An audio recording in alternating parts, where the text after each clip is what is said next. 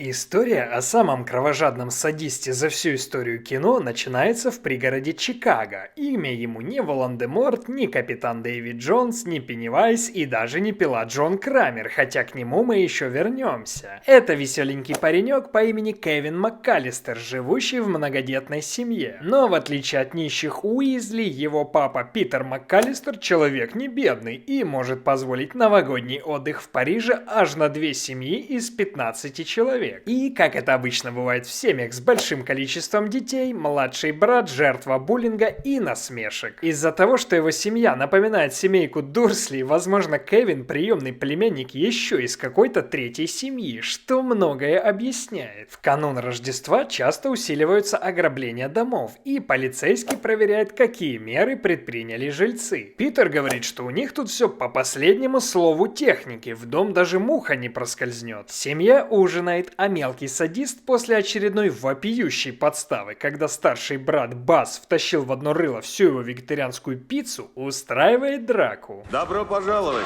в бойцовский клуб. Садист красава, не побоялся против 3 раза больше противника выступить, хотя в случае боя тот от Кевина только молочные зубы оставил бы. Я смеюсь, глядя в лицо опасности. Уважаю пацана, вот только эта семейка Адамсов не разделяет моего уважения. Мать уводит младшего на чердак, еще и как назло приговаривая, что скоро к нему придет кузен, который сделает номер 1 в кроватку, если много выпьет на ночь. И этот фуллер выглядит так, будто он только и желает, чтобы на Кевина попало. Моча гоблина. Ну куда же в американскую комедию до бессортирного юмора, святое дело. Кейт все-таки услышала мольбы корзинушки не ложить его рядом с кузеном, который его зашкварит. Но все равно пацан желает, чтобы вся эта семейка Адамсов свалила куда подальше, чтобы чилить на Рождество в одиночку. Я великий Джин Дженджи. Могу исполнить одно желание. Бойся своих желаний, как говорится, ибо оно исполнилось. Из-за обрыва электропередач в доме вырубился единственный будильник. На дворе 90-е, смартфонов еще нет, поэтому 2 семьи жестко проспали и в авральном порядке начали собирать манатки и тулить в аэропорт. И, о чудо, они таки успели, похоже, трансгрессировали, ибо непонятно, как они добрались из пригорода Чикаго до аэропорта за полчаса. Да только тут есть маленькая подстава. Родители летят бизнес-классом, а деткам достался эконом, поэтому просечь пропажу одного чада сразу невозможно. Вот кретины. А в это время Кевин как будто втащил перед сном пачку снотворного, проснулся и смекнул, что его желание таки сбылось. Он начинает ведрами топтать мороженое, и так как «Король Лев» с ледниковым периодом еще не сняли, он начинает смотреть фильмы для взрослых. В смысле фильмы о мафии, а не то, о чем вы подумали. Диалоги из нуарного кино настолько парню заходят, что он буквально начинает использовать их при каждом удобном и неудобном случае. И только через несколько часов родители осознают, что забыли одну корзинушку дома. А где ваш ребенок? Для этого совпало целых 3 фактора. Риск опоздать и суматоха. Билет Кевина случайно выбросили, когда на него пролили напитки. Да тут еще и при пересчете самая старшая из кузин сглупила и посчитала вместо Кевина соседского парня.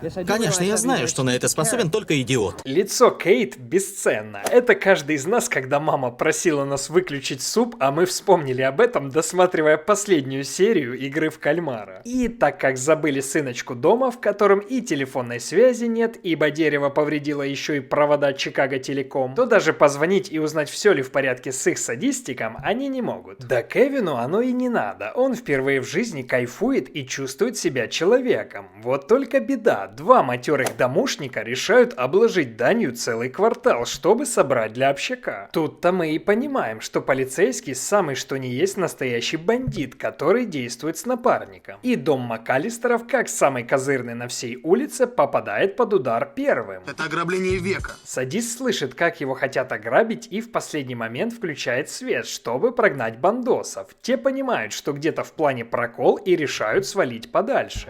Секунды. Сынок решает, что теперь он хозяин дома и выходит помахаться с бандосами, крича, что... А вот и не страшно. Однако спесь быстро падает. Он решает по-хорошему свалить, когда видит местного дворника. Одни лишь пустые слова. Хотя парня обвинять буквально грешно, ибо дворник смотрит на него так, будто он Пеннивайз и собирается примотать кишки Кевина к люстре. А ранее тот самый Баз рассказывал, что дворник тот еще мясник и перебил лопатой целый район. В Париже родители пытаются взять билет домой, но на Рождество это от минус невозможного до плюс невозможного. Проще уже пробраться за базой агентов в штаб ЦРУ. Дружная семейка едет отдыхать, и только мать пытается вернуться обратно в Штаты к сыну. Кошмар. А в это время садист косплеит папу после бритья, даря многим поколениям первый мем, а потом топает в мини-маркет. Тут-то мы и понимаем, что он сам недалеко ушел от Гарри и Марва. Садист натурально грабит магазин. Правда, происходит это случайно, и крадет он всего лишь зубную щетку. Но, как вы думаете, откуда у парнишки бабки? А их он стащил у старшего брата, который задирал его больше остальных. К слову, в адекватном супермаркете он тоже побывал и купил целую гору всего, но за то, что он нагрубил кассирше, она дала ему дефективные пакеты. Ребят, не грубите кассирам и вообще будьте добрее друг другу. Параллельно наши два сапога чистят хату попроще, но точно пустую, и после чуть не наезжают на свои брички на Кевина. Тут-то он и палит знакомый золотой зуб полицейского, сообразив, что тот профессиональный домушник-косплеер. Убежденный фальшивомонетчик, государственный преступник, сволочь.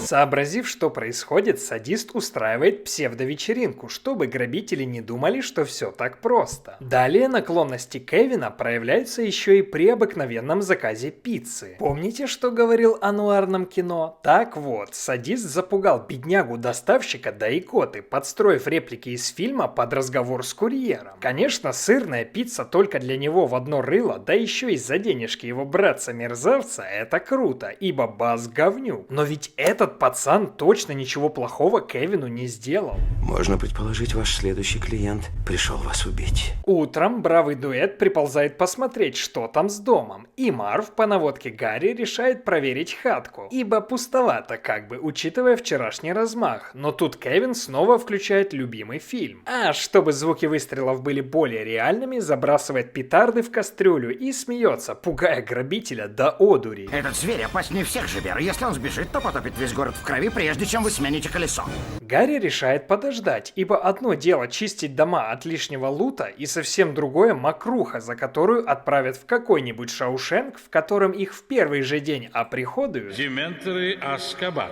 Позднее они видят, как парнишка пилит елку и смекает, что их дурачит тот самый пацан, которого они чуть не задавили, и что он один дома. Гарри говорит, что они будут брать дом в любом случае. Садист слышит их и вместо полиции идет к Санта-Клаусу, чтобы попросить вернуть свою семью. Мама тем временем таки попала в США, переплачивая втридорого всяким хапугам, но путь в Чикаго заказан, ибо рейсов все еще нет. Тогда ее подслушивает музыкант и предлагает поехать с ними, если она поиграет на его дудке. Да что ты, черт побери, такое несешь? Да успокойтесь, это же фильм с детским рейтингом, а не какой-то там основной инстинкт. И там правда была сцена с предложением попробовать играть на духовом инструменте. Кевин приходит в церковь, так как там уж точно не будет бандитов, и натыкается на соседа, который оказывается не маньяком из лютного переулка, а вполне себе приятным дедушкой. Тот пришел посмотреть на свою внучку, потому что прийти к ней в гости не может, так как когда-то разругался с сыном и с тех пор боится звонить. Садист говорит, что поздняк боятся в его-то уважительном возрасте. Пообщавшись в церкви с дворником, и Кевин понимает, что должен делать – защитить свой дом. И так как садист еще мелкий и заставить играть в игру на выживание двух взрослых мужчин опыта пока не хватает, он мастерит ловушки из подручных материалов. Теория заговора, что Кевин – это мелкий Джон Крамер, не лишена смысла. Смастерить дюжину смертельных ловушек из подручных материалов в столь юном возрасте. В принципе, логично. Домушники приходят в надежде, что парень им сам откроет двери. Вот только у Кевина срабатывает сигнал. Священная роща осквернена. Мне так нравится, с каким удовольствием Кевин стреляет в лицо человеку. Я-то думал, что хуже Джокера в таких вопросах нет никого. Там, кстати, из пневмата прилетело по более нежному месту. Йо-хо-хо, ублюдок.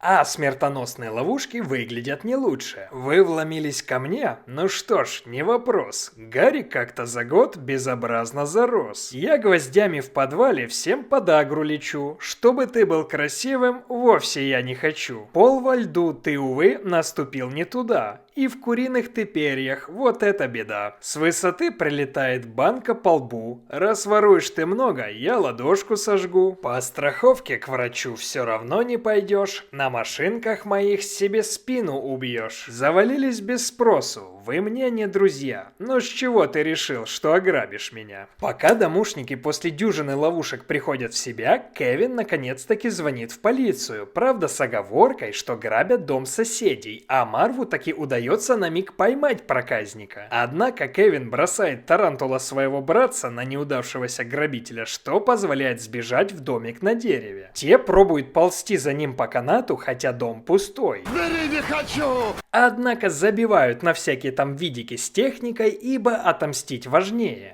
Я мститель.